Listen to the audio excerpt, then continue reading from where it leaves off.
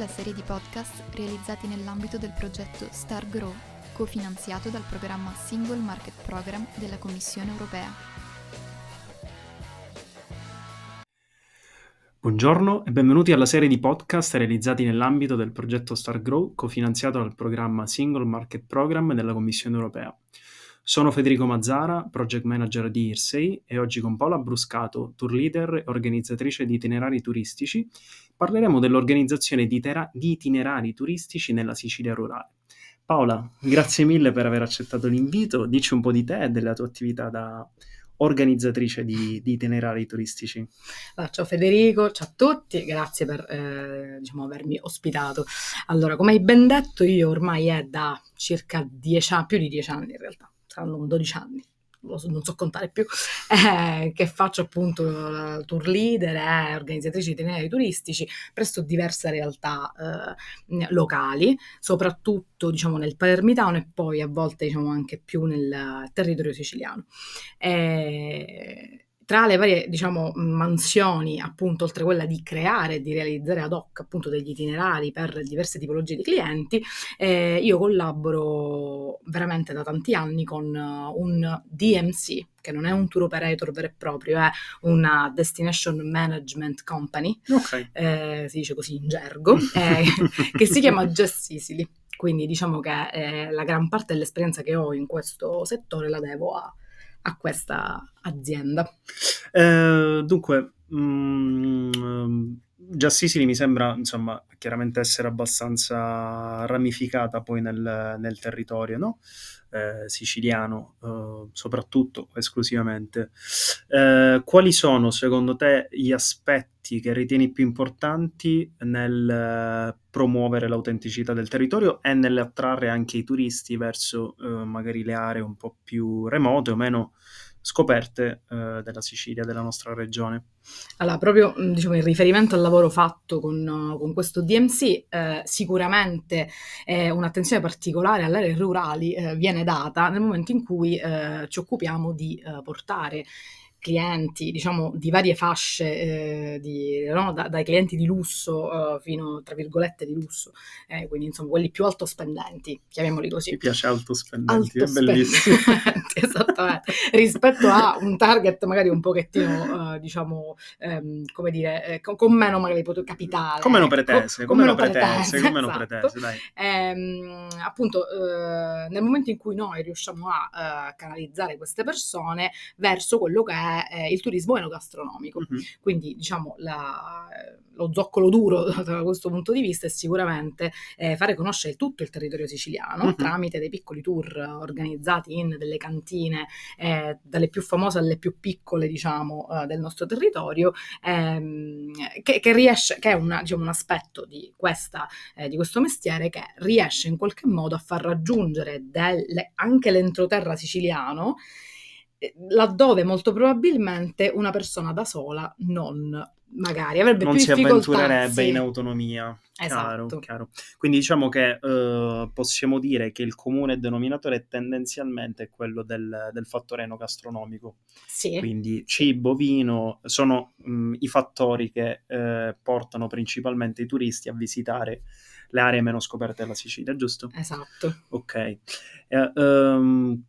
Quali ostacoli poi si incontrano anche insomma, immagino rappresenti anche una sfida, no? Perché non essendo magari territori notoriamente vocati al turismo, immagino che in qualche modo ci siano poi una serie di paletti magari che si frappongono, no? Tra poi le iniziative, insomma, e poi, come dire, l'effettiva fruizione da parte dei turisti di tali esperienze. Sì, dunque in realtà secondo me come sfide principali ce ne sono due. Allora, la prima è, come dire, il bias cognitivo che c'è di chi viene in Sicilia, cioè delle persone che vengono qua, sono tutte convinte che noi ancora alle 22 abbiamo il coprifuoco, che se tu vai nell'entroterra c'è quelli che ti inseguono con la lupara, cioè cose di questo tipo, e quindi questo è un bias non indifferente, è un problema che anche tramite queste iniziative uno cerca di superare in qualche modo.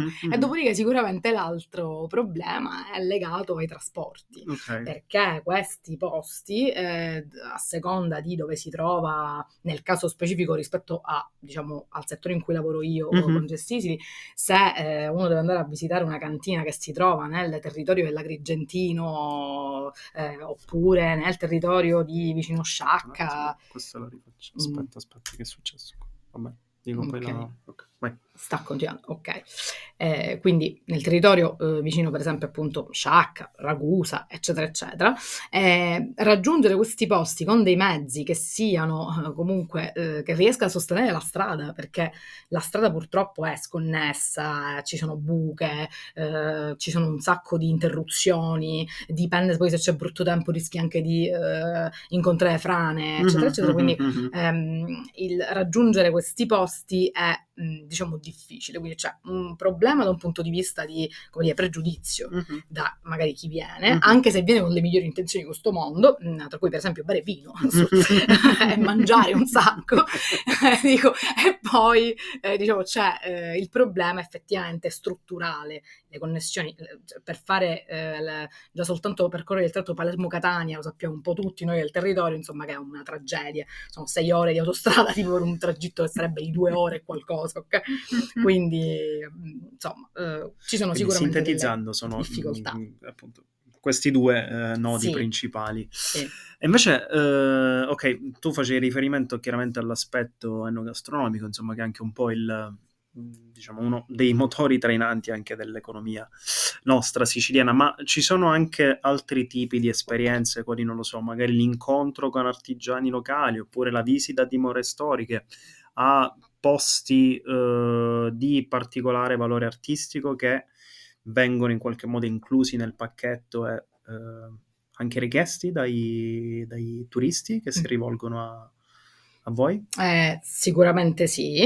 Allora, innanzitutto dipende anche dalla tipologia di esperienza. Per esempio, sicuramente qualche giorno a Palermo glielo fai fare, glielo nel pacchetto insomma che tu crei glielo fai fare, perché va bene l'esperienza diciamo più rurale, va bene l'esperienza enogastronomica un po' più proprio nuda e cruda. Il contatto con la terra, sì, diciamo. Okay. Esatto, ma ci sta anche come dire, fare conoscere tramite degli itinerari ben precisi anche le realtà, come dicevi tu, artigianali, le dimore storiche, palazzi storici, palazzi nobiliari, posto che anche nell'entroterra noi abbiamo delle, come dire, delle realtà dove ci sono questi grandi bagli, diciamo anche cinquecenteschi, seicenteschi, poi dipende ovviamente da, se no addirittura antecedenti a quel periodo, che tuttora sono tenuti assolutamente bene, dove i produttori appunto di vino, tra le varie cose, ma anche di olio e altri prodotti, vivono, lavorano e portano avanti una tradizione. Quindi sicuramente è diciamo, un aspetto molto, come dire, molto richiesto e anche, diciamo, che naturalmente viene quasi naturale sì. proprio inserire nei percorsi. Chiaro. Invece, uno dei focus principali del progetto Star Growth è il filone appunto della sostenibilità e quindi della transizione verde delle aziende del settore ricettivo che stanno partecipando all'iniziativa. Quindi ti chiedo appunto anche un riferimento alla tua esperienza e in che modo voi tour leader promuovete a vostro modo un turismo responsabile e rispettoso dell'ambiente, Just Sicily anche in senso cioè in senso lato anche Just Sicily. Allora sì, nella mia esperienza, diciamo tendenzialmente, anche qui le cose sono principalmente due. Intanto il fatto che noi non puntiamo su quel turismo di massa, cioè la quantità generalmente non è, diciamo, il target, diciamo, che noi a cui noi l'obiettivo a cui puntiamo quando organizziamo gli itinerari, proprio perché preferiamo dare diciamo, un servizio che appunto più sulla qualità di quello che tu vai a vedere e anche la qualità degli spostamenti, che abbiamo detto Anche perché con i clienti difficili. altospendenti, secondo me non c'è bisogno Non c'è di bisogno. Non sono così tanti da fare turismo di massa, tra l'altro. No, però sì, cioè, il punto è che proprio per il fatto che tu vai a individuare quasi una nicchia, in Certo. realtà, non hai determinati, diciamo, un cosiddetto backlash, quindi una sorta di rinculo, tra virgolette, chiaro. di quello che in realtà sarebbe il turismo che noi vediamo per adesso dilagare, che è quello proprio di massa, dove non puoi neanche muoverti e camminare per le strade perché c'è troppo caos.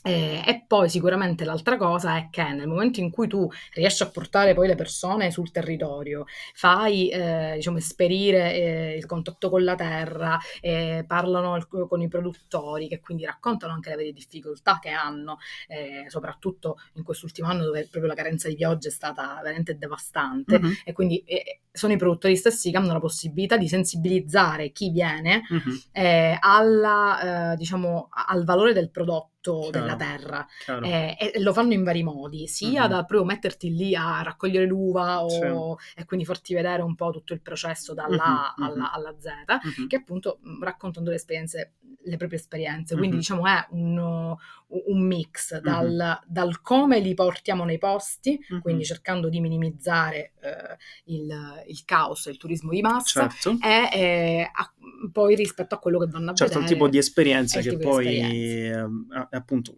a contatto con i produttori magari locali, con la terra, che in qualche modo poi inducono una sensibilizzazione maggiore anche nei turisti, insomma, in chi fruisce tale esperienza. Chiaro.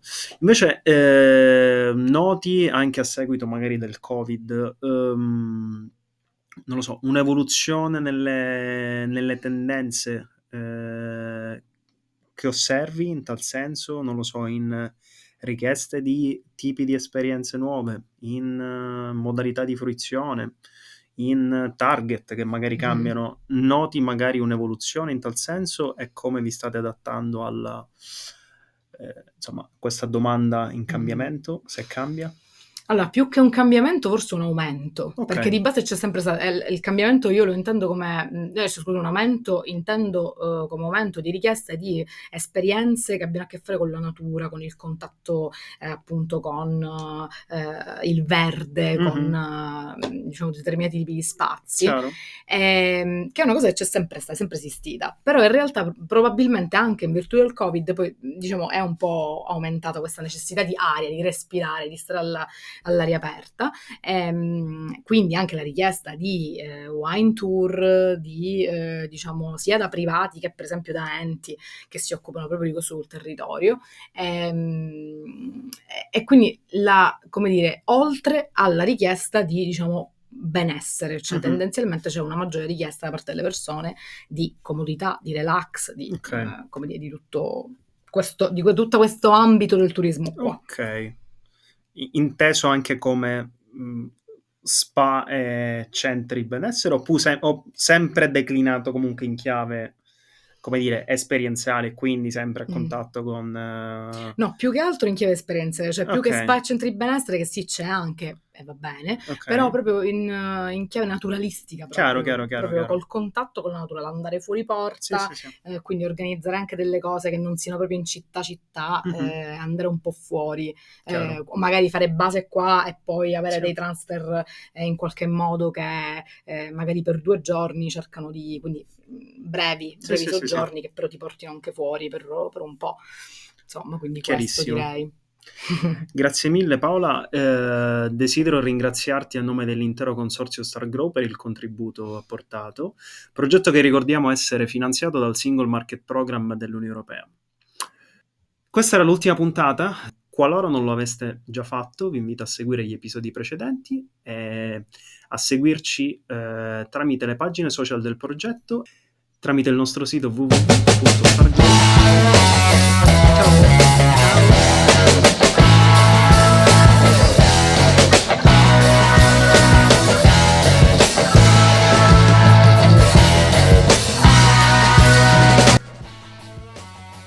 Avete ascoltato il podcast StarGrow, progetto cofinanziato dal Single Market Program dell'Unione Europea.